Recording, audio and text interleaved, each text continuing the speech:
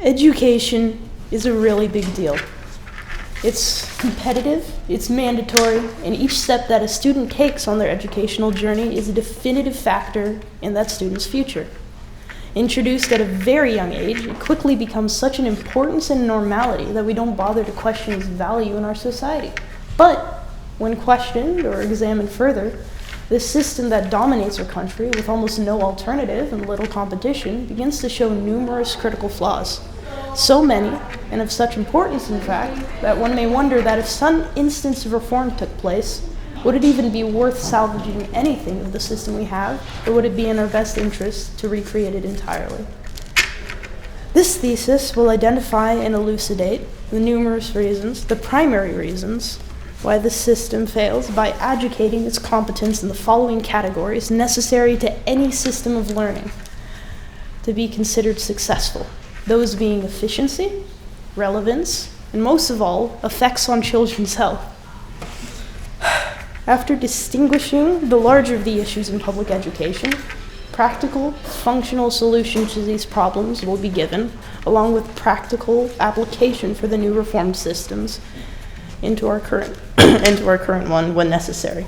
The goal of this thesis is not just to inform, but to call people who have the power to change the system to action, whether it be that they actually implement these things, or whether they simply are inspired to begin their own research on the subject. The educational system is in need of wild reform, and the longer we stay dormant, the longer the generations after us have to suffer because of our inactivity. The children of today really are our future, and we owe them this much. Thank you, Jonathan. Well, I'm Mrs. Koo. Nice to meet you, Ms. Koo. Very nice to meet you. So just as an opening question, what made this topic interesting to you? Well, I've kind of had problems with this whole system for a very long time. It doesn't fit with my mode of thinking. It's very abstract, and my classmates could back me up on that. So finding out that so many other people have the same problems as I do really goes to show that this educational system really only caters to one style of learning. Not only the people who can thrive in that situation are reaching their full potential within it. And this educational system is taking away 13 plus years of people's lives. Mandatorily, people have to go through it. Oh, more often than not. They could drop out, but that's not really an option in our society right now. But to take away that much of a person's childhood with no discernible cause or no proper justification just isn't right. It's almost criminal. And in your research, you said you found that you had that in common with others? Yes. Did you read other stories, or what kind of other so many sources did you find? Whether they're in schools with me, which is just firsthand knowledge of what's going on, or whether it's just entire communities, sites, talks, podcasts, anything dedicated to this whole system, whether it's TUI, autism, ADHD, which is a huge epidemic, which kind of explained in my thesis. There are so many others out there, and they're getting a lot more, they're being noticed a lot more now. And it's a lot more important for people to, cater to their interests as well. They're just not doing it properly. So I really want to do something about it, because I know how tough it was for me, and I wouldn't wish that on my worst enemy. So were you in public school? Yes, I've been in public school, I've been in homeschool, and I've been in private school, so I've kind of gotten a taste of every field. Hi, Jonathan. Hello. I appreciate the time you put into this, and the thoughts and your passion around the topic. You already answered my first question of how you selected it, but I'd be curious, as you performed your research, this is a similar question I asked in the last section, did you modify your thesis at all? Did your opinion change at all as you actually did the research? Absolutely. In fact, I didn't settle down on a proper thesis until it was 4 weeks till the due date. There was a lot of modifying being done. That resulted in a whole lot of stress. Probably then leads into my next question of What did you learn, or what surprised you the most in the process of doing this? Not much surprised me because I've already put a lot of effort into this, but it was definitely the thing that I learned most was it was an attempt at focusing on what really are the primary issues in education and the ones that can be most easily remedied.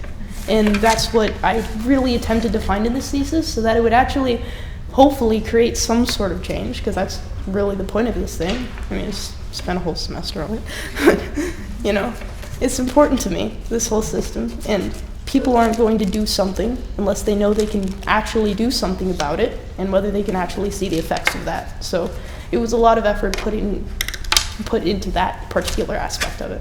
Through the paper, I saw you used primarily two sources: the land in Germans, and then Sir Ken Robinson from the Vision Conference. Were there other sources that you used, or did you use this? Absolutely. I didn't get to finish my in-text citations. That's another story. Okay.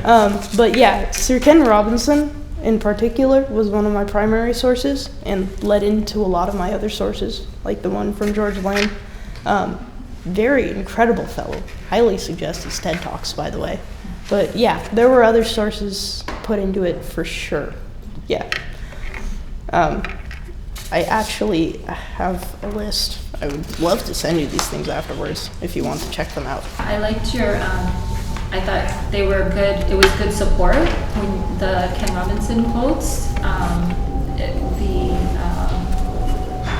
Especially when you talked about the quote that he was saying, it's always a question of how to educate our children, especially when, like you pointed out, the education system is so much trying to point towards making good workers for the economy. Yeah. But how do we even do that when we don't know what the economy is going to look like? Through the end of next week. Yeah, Yep. through the end of next week. Exactly. So that quote was good support for that part of your paper about just being that it's supposed to be efficient, the education system, but how can it be efficient, right? Yep. And also I really appreciated when you were talking about how there's so many subjects in school, right? And of course, as classical educators and scholars, we love the fact that we're not focusing on subjects, right, but on our skills, and especially on a paper like this. So we appreciate that, the problem of having subjects so much. So it was nice to have you. Was that familiar? Yes. Yeah. So I can see where when you would see something like that, it would really resound with you. Part of, in that same paragraph, you did mention like the children that are kind of going from room to room in a sort of high school environment. So I was wondering though if you saw anything in your reading, like what the difference was with, because you mentioned kind of different eras in history. So did anything come up for you, and just what was better or worse at different times in history? Yeah, the whole system, I mean, as I put in there, it was designed after like the intellectual age of enlightenment, and then like the economic imperative, of course, of the Industrial Revolution, and it never really shifted from that. It's still within that whole idea of how can we, I mean, we're putting tons of children, 50.8 million children in public schools, like half of them for free each and every year, funded by the government. How is that going to work in our favor? And the whole idea of education hasn't shifted from that. It's always been a matter of trying to teach children in a way that kind of, it's an industrialized form of academia, right? You have your mathematics, you have your sciences, and you have your literature. And those are the primary focuses of the school to this day, even though the whole, what's the word I'm looking for? I guess school has just gotten a whole lot more chromatic, I think you could say. There's a much broader spectrum of what's necessary in the society and what different professions are actually, accepted. It's much different than it was in the industrial age. If you were an artist, forget it. No, but now that actually has some value, right? I mean, YouTube wouldn't be a thing if there weren't 20 million of them? In your paper, you state that every part of the educational system has evolved except the education itself. Mm-hmm. Can you elaborate a little bit about what you mean by that? Yeah, so kind of what I was going on earlier. It's still the same subjects that are focused on, the same ones that are taught in the same way, in the same style too, going from room to room, teaching, getting taught by professionals, and then getting spit out at the end of the day. Like, as much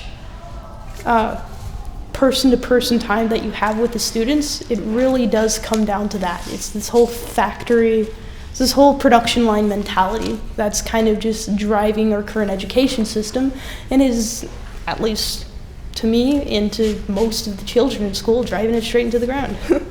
It needs to have a more holistic approach to it so that children's actual creative talents, which they have, I mean, there's a reason that some people enjoy their work.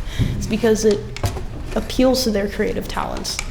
But the people with creative talents, the only ones that are accepted shouldn't just be the ones that are striving in that area of mathematics, in that area of science and literature. I mean, one of my favorite things is from Sir Ken Robinson, where he has a quote where he sits back and he's like, school really is designed to produce university professors. And I really appreciate that, because it does. It doesn't teach people as much practical information as they would need to thrive in this society. I can tell you as a high schooler, and I'm sure some of my classmates can too, that when they're spit out into the world, they're not going to feel entirely prepared. And that is a very terrible feeling. Analyzing poetry isn't going to help me when I'm trying to, pay my taxes, for example. So just a more practical approach to it, but also one that just, bounces off of children, like teaches them what they're best at. Because when children have a strength, they're going to strive for that. And that's just a fact for anybody, not just children. So from your example, does that mean you're advocating more for a skills-based learning versus... Strength-based learning is definitely a part of it, and that is something that I'd like to advocate for, but it's a bit out of the scope of my thesis as it is currently. It's definitely something that I'd like to see in the future, but it's also a bit tricky as well, because just to have such a linear approach to somebody's creative interests, or misplacing their creative interests and then striving with that for so long, teaching the children that they're good at a certain thing, even if they're not, that's a problem with our current education system, and history would easily repeat itself if it did that. So that's a bit tricky. So just not yet. And then you start to sort of talk about it on what would be probably around page 8 of your paper, when you talk about the No Child Left Behind and the pursuit of government funding. Yes. Is it possible that our education system is a symptom of a larger problem rather than the problem itself? It's not exactly. What it is there was already that larger problem, and then the government tried to solve it, and then it got much, much worse. Absolutely worse. So the problem of the education itself, the idea of education, just to back up for the people who haven't read the thesis, the idea of education, there's no learning really going on there. To learn, to teach is to facilitate learning, and to learn is to find out how to do things so that you can use that in the future. To educate is just to absorb facts, and that's what's going on here. That goes into this whole idea of cognitive load theory, which it basically goes into the most effective way to teach children ideas. You don't teach children particular facts to use in particular times, because if you load people up with formulas or particular items for particular scenarios, their brains are gonna get crowded really easily. But the whole idea of having this system built into their mind where they can easily figure out themselves what to do in a situation, in a math problem, teach them how to solve a problem, rather than teach them the problem and what the teacher did to solve it, to have them do it themselves and find that practical chain of events, that drills it into their mind, and then eventually those problems that they do solve move into their long-term memory, which is theoretically like endless. And that's the goal, at least, for learning. It's to put as much into their long-term memory that they can use as possible, while keeping their short-term memory free to think of things in the most practical way possible. So is that kind of asking for more independence and autonomy for the students, like as they get older, that they should kind of be given more, rather than the teacher telling them, like you said, you must do it this way and this way and this way, but that the teacher is more of a guide and the student is more able to do things according to their how their brain works and how they're sort of go in that direction. Yeah. Because I'm assuming you're not against teaching facts to small children like we do in CC. Not at all. Yeah. Teaching facts to small children definitely has its merits, but those facts should definitely have practical value that they can use in the future. It should be a layered foundation, and it should be entirely practical. CC does it well, but there's just another level to that you can do. If the entirety of that foundation isn't just particular factoids, but just a style of learning, and then you get those facts when you need them, like for example, when you're studying a book, you know the layout of the book, you know the rising action, you know the climax, just to know, like in this one incredible article from the American Scholar, I believe it's why so many kids struggle to learn, written by Natalie Wexler. It kind of goes on this whole, it gives an excellent example of a teacher who's teaching in that way that kind of helps cognitive load theory, right? It facilitates it. And he's trying to teach these kids about the book Gatsby, which is an incredible American novel, but they don't have any of the settings, so to them it's just another denial of romance, it's just another book out there. They don't see the particulars of it that make it so revolutionary in its time. So for them to already have that knowledge of how that book is supposed to be laid out, and then having the teacher giving them that setting when they need it, that's a perfect example of how cognitive load theory in children should work perfectly. You give them the setting when they need it, but give that practical application of the style of writing a book and the layout of a book, and it just works perfectly. In your paper, and I want to make sure I'm quoting you right here, right? You say, let's confront this problem on both sides, the first being the matter of efficiency. Yeah. In that statement, it seems like you're saying efficiency is a problem. Is it the act of being efficient that's the problem, or is it just that schools get really bad? What's the difference? One is the goal, the other being the outcome. I see. Well, it's really both. I mean, the goal they're reaching for the goal they're reaching for is peak efficiency, but they're treating children like they're items on a manufacturing line, which is, it doesn't work for living, breathing human beings. So that's already messed up, and of course the outcome of that is going to be screwed up as well. But the whole idea of efficiency in schools is, hold on, let me get my thesis. And I'm picking on what would be page 4. That helps. Oh, yeah, thank you. It's that second paragraph. Any way of finding, where I'm kind of getting at is, if you define efficiency as achieving maximum productivity with minimum wasted effort or expense, aspirationally, why is that a bad thing? Or is it? Efficiency is a good thing, but the thing they're doing is they're trying to trying to generate children with knowledge by feeding them facts and then outputting them without putting as much thought into how they can practically use the facts in the age that they're in. Sure, they may be able to use that kind of academia back in the industrial age, but it's the 21st century and things have changed a wee bit. There's a much broad, as I said earlier, much broader spectrum of what's accepted as, something that people can learn and practically use once they're out of their mother's nest, I guess you could say. But the whole idea of efficiency, it's the cognitive load theory again, where you're trying to teach them how to think about, give them as little wasted space within the memory that they can use actively.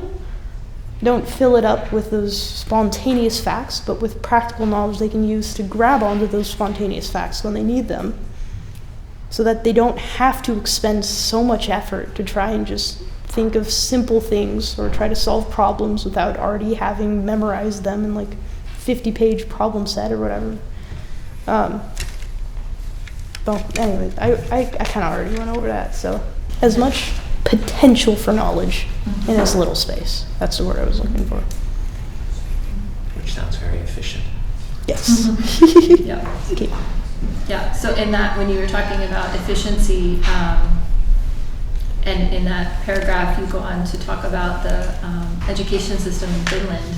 Is that something that you looked into? The education system in Finland is incredible. It really is. It has that whole, it's hilarious because people have gone over there, like numerous reporters, right? They've gone over there and they've asked, like, so Finland has been top 1 in the world numerous times for academic subjects like math, sciences, and literature, right? They go over and ask them, they're just like, wow, top 1, you must really focus on these subjects, right? And just, no, we focus on every subject, and the students just know how to grasp onto that stuff. And later, when they're asked about, for example, one of the most incredible things is their dropout rate. The dropout rate in America right now is about 13%.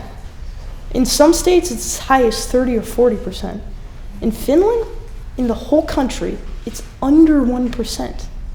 It's bonkers.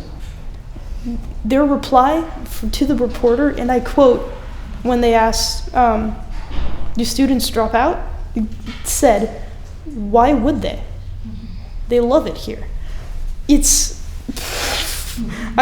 an entire country worth of proof. That's one of the things that I'd love people to just research on their own, because there's so much going on in that system, but it's so simple and it's so easy to apply here in America, because all you have to do is just tweak the curriculum a little bit and give children some actual breathing space, and then shazam, you have a working education system. They also train and pay their teachers like doctors. Yeah, they do. The teachers are actually paid. A little. Who thought? Yeah, it's very cool that you look at that. Yeah. So what would be, kind of as you're looking at, as a thesis, like why we should do away, right, with or reform our current education system? Like what would you see as, if you could pick like one thing, let's assume we can't do away with everything at once. Like if you could pick like one thing that is the most important to change. How broad can I go? Because I feel like I can just pick one thing, like bam, efficiency. But like, say if I were to say like keeping class sizes to 10 kids, or doing every teacher can pick their own curriculum, or like if there was something you think would make a huge difference to a classroom of children, what would it be? I'm not sure if this is too broad or not, but just, I guess the best thing to come up with is just giving children breathing space. Giving them a chance to explore and actually learn, and like develop their own creative interests, foster a love for learning. Because when it comes down to it, children are natural learners. Like, through the age of 20, people love to learn. But it's just not happening. And there's a reason for that, and it's plain as day. So just to be able to give them at least a little bit of breathing room so that they can actually explore, so that they can enjoy what they're supposed to do, what their brains are designed to do at this age, that would just be such a game changer alone. I mean, reading it, you mentioned it briefly, but we haven't really dove into sort of like the connection you're making with ADHD, which I thought was kind of interesting. And it seemed like you were going to the point that standardized testing is linked to the rise in ADHD. Oh, yeah.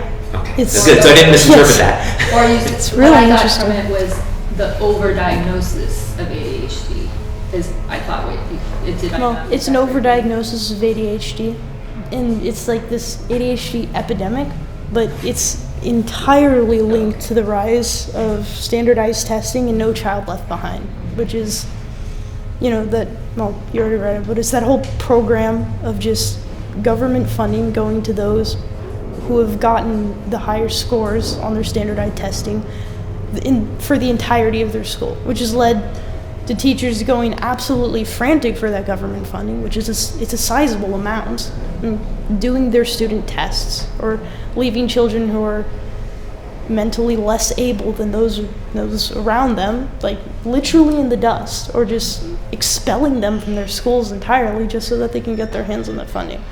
So many children are being left behind. But the whole ADHD epidemic, it's coming from that whole reform of standardization, which is just them essentially funding that whole idea of certain subjects, certain information, just being spoon-fed into children's mouths constantly, like at a constant rate for half of a year or more. And that is having detrimental effects on children, on children's mental health. I mean, standardized education, if you haven't been in a public education system, it's a huge lull. It's just, I don't even know how to describe it. I don't know how to do it justice. It's just, I don't have a source on how boring it is, except for every kid who has ever done standardized testing. It is boring, and children are expecting children not to fidget. And in this age when we're just focused, when we're like laser focusing on, oh, that children has ADHD because they're, you know, hyperactive. They're getting hyperactive because they're sitting down for 8 hours a day listening to boring stuff. And if they're gonna fidget a little, that doesn't mean you need to medicate them. But they're being diagnosed anyways. And it has gone to the point where children who are just would before have completely normal neural signals literally have to take that ADHD medication, which are stimulants, in order to get through a normal day of school. And that's just, no. If you have to do that, that's a red flag. Do you feel like, having come through, you said the three, your experiences of public and private and homeschool education, that you, sorry, let me formulate my question. Do you feel like coming to a place of understanding how you learn was an effort that was needed to happen between you, your parent, and the teacher, or between like you and the parent?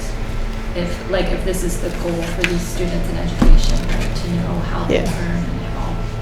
It was definitely between me and my parents, for sure. And I got a lot of help from my parents. And even though we still haven't completely figured it out, it has been a whole ton better.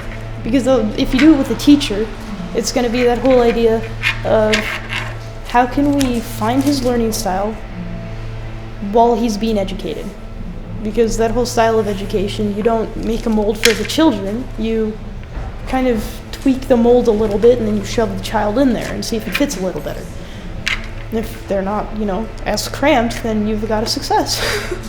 But once you actually have that room, at least a little more room to make that mold, and you can stick the child in there and they're comfy and they can actually, they have a little room to wriggle around too. I mean, it makes a whole heaven of difference. I used to absolutely hate any form of reading or writing because the way that essays worked while I was in school were just, this is a present participle, this is a preposition, this is how you properly use commas. Now write an essay using these things. What? But in CC, once I entered, that just completely shifted because I could see the points of why I was doing things. I could see the practical value of even just diagramming sentences, which is really fun, by the way. Really, really fun. Yay for the grammar teachers.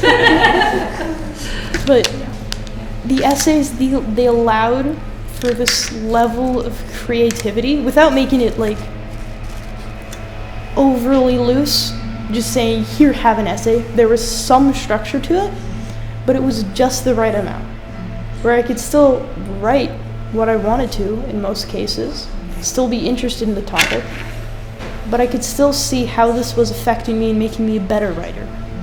I mean, this without CC? No. Look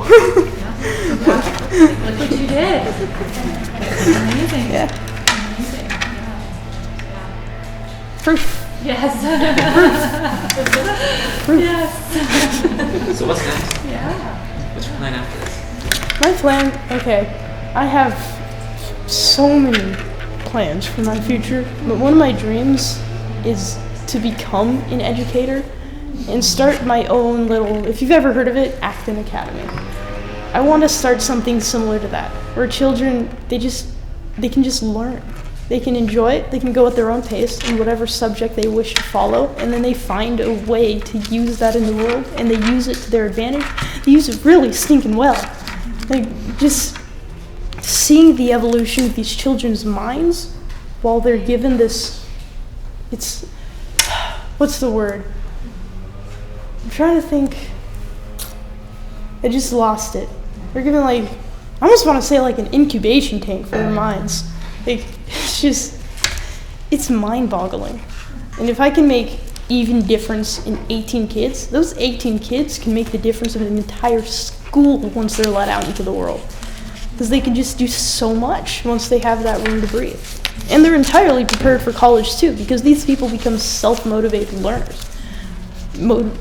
Biggest problem, in my opinion, with current education systems is that it becomes a test of endurance. It doesn't become a test of intelligence. Intelligence has already been defined, and they already figure out whether you have it at a very young age and decide to, they just pick out the ones that are smarter and can even make like entirely different programs for them.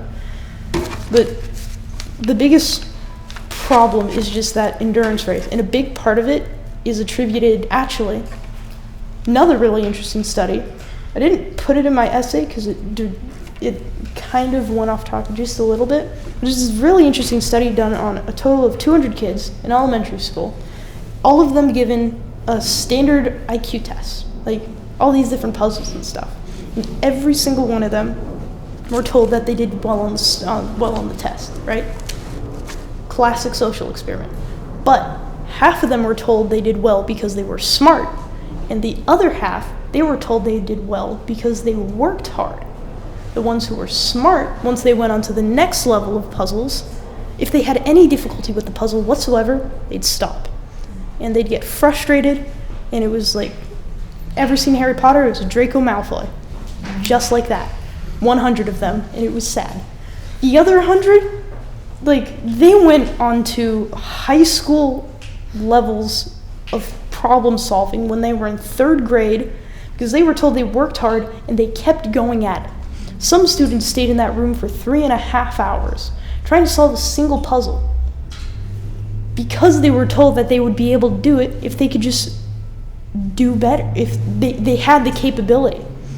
Those people before, they were told that they had a certain level that they could, they can't surpass that level. That's where they are because they're smart. And in between that, that's how much they can do. But if you can work hard, and if you truly believe that, like, that's how the whole thing, sky's the limit, that's where that whole saying came from. And I really feel that systems like Acton or CC, they foster that kind of learning. And that should be brought out into the world. That shouldn't be held back from 40 million children every single year. That's just not okay, especially when the government tells them that that's how it's supposed to be, with no alternative. So anyways, this should just be, give children, let them eat cake. You were talking about how the school system makes university professors. Yeah. Do you think the problems that you're citing in the school system extend into the universities? All right, repeat that last part. Do you believe that the problems that you're citing here in the public school system, so really kindergarten through 12th grade, extend into the universities? Or is it something better? And the previous years, particularly elementary, is the foundation of what you can learn once you get into college. Every step that you take leads into the next, and that leads into college, whether you can get there, which a surprising number of people can't at this point. So yeah, it really does lead into that whole school system. It's different because that's when they finally give children room to breathe. They can learn what they want to, as long as they're being educated, of course, because why wouldn't they be? But it really follows, it's the same thing. You go into one classroom at a certain time, move on to the next, and there's just batches of kids that go from one to the next. And they're learning different things, and then they put them together, and then they're put into a profession where 1 plus this skill equals this profession. And that's what you do for basically the rest of your life, unless you're, at this point, 85% of the population who can't land a decent job from a university degree within 4 years of getting it. That's an epidemic. That's a problem. But yeah, it follows the whole. It's the same system in essence, just with way more responsibility, a lot more stress, and a lot more essays. Great job. You did a really, really good job, Jonathan.